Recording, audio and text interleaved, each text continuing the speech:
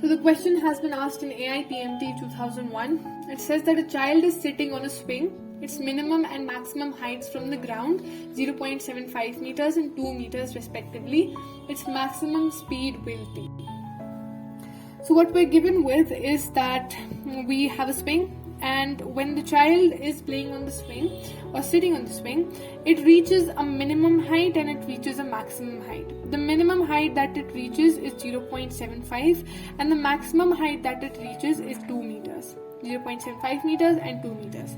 Now, when the swing is at its minimum height, at that particular point it's at its mean position, and we know that at mean position the kinetic energy of the swing is going to be maximum, and when it is at its maximum distance, it is at its amplitude position, and at the amplitude position potential energy is maximum. So when the kid transitions from this mean position, or when the swing rather transitions from this mean position wherein the particular distance is minimum to the maximum distance in its amplitude position, what's basically happening is that all of its kinetic energy is being converted into potential energy, because initially it had all kinetic energy, and at its amplitude position wherein distance is maximum, it's going to have completely all potential energy, which is going to be maximum. So as the swing transitions from the mean position to its amplitude position, there's going to be a transition, that is all of the kinetic energy of the swing initially is going to be converted into potential energy of the swing, and we know by the conservation of energy that this kinetic energy of swing that it has initially is going to be equal to the potential energy of this swing that it has finally at its amplitude position. So what we're basically given with is potential energy equals kinetic energy. So kinetic energy is half mv square, that is equal to the potential energy, which is mgh.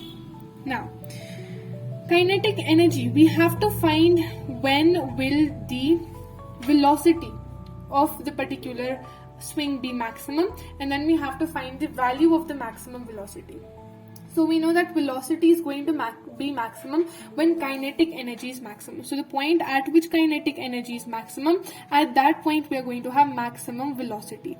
Now when kinetic energy is maximum, the potential energy is mgh. mg and the height is going to be 2 minus 0.75, because we basically have to find the transition height.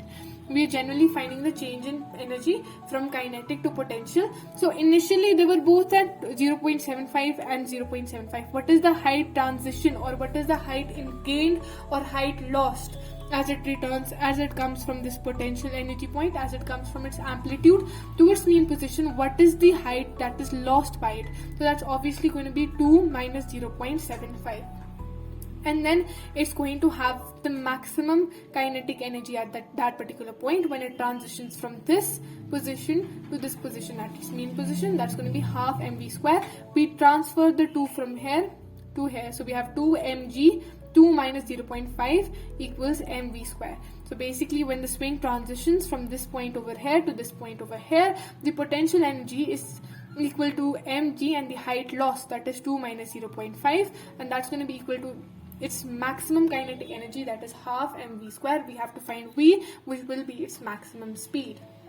Now v is going to be equal to under root 2 into, instead of g we have written 10 because we've cancelled out m from both of these equations, and 2 minus 0.75 equals 1.25. Now if we multiply 20 into 1.25, we get 25.